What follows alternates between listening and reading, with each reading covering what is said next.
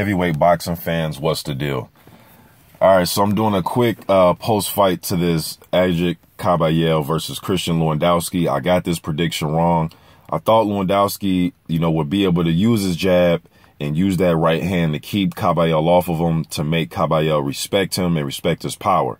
Now, going into this fight, before I get to what I saw in this fight, going into this fight, I did say that Kabayel has fought the tougher opposition in their career thus far. Both these guys are undefeated. Well, they were undefeated so after this fight, but going into this fight, both guys were undefeated. I just thought Christian Lewandowski, from what I've seen in his fights, those right hands, man, were just making everybody he was in there with respect him. Now, Kabayel was the best guy he's been in there with, but I just thought that power was real. And not to say it's still not, it won't be able to get some guys out of there, but obviously it wasn't enough for Kabayel. He just, even when that right hand was landing, he was just eating it up and he kept coming forward. He kept the pressure on Lewandowski. Lewandowski, like I said, when he get into the clinch, he really doesn't work inside. He likes to just clinch you up like a lot of these tall guys and wait for the ref to break. Kabayel was pretty much breaking his way out of the clinch. He was fighting out of the clinch. There was even times he was reversing the clinch and then he'll get Lewandowski in the clinch. So Kabayel was a lot stronger in the clinch, in my opinion, than Lewandowski. The pressure he was putting on him, he was able to avoid some of those punches. He just kept the pressure up, man. He kept Lewandowski on the defensive, on his back foot, which he is pretty nimble for a big guy going off his back foot. But his thing is walk you down, with the jab, right hand, left hook combination, like a lot of these tall guys like to do. But credit to Kabayel, man. He kept his defense tight. Lewandowski defense was a little bit leaky. He was leaning in a little bit. He just started to get tired, man. And then he was, I thought he would be able to control this fight with this jab, but it just wasn't enough because Kabayel was able to slip that jab and come under the jab, and he was just able to put a lot of pressure on Lewandowski, man. I think he just tired him out.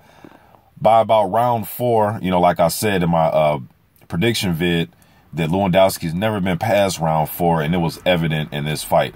I know when you're in the gym, you're sparring, and he might be able to spar 12 rounds, but it's just it's a different animal once you get in there in a real fight.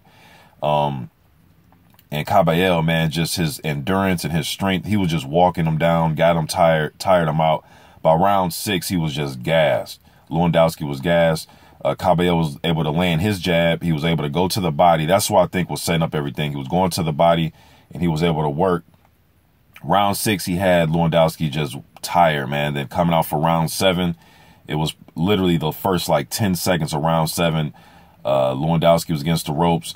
Kabayel comes forward, lands a right hand, I thought, to the jaw that started everything. And then he threw like a left hook to the body, then another right hand to the body, put Lewandowski down.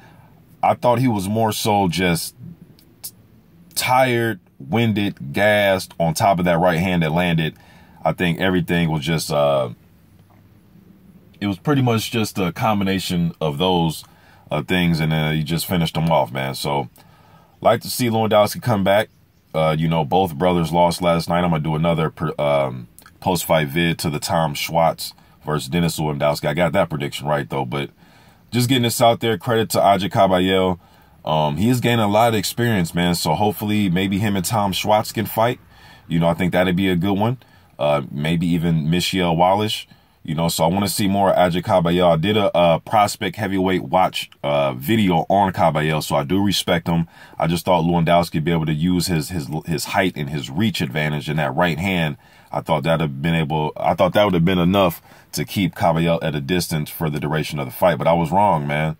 This just goes to show both guys around the same age. I know Kabayel only had a few amateur fights, but he was a good kickboxer, so he was well versed in other combat sports. But I just thought that, like I said, just the height and the reach was doing some injustice. But I was wrong about this, man. So credit to Agit Kabayel.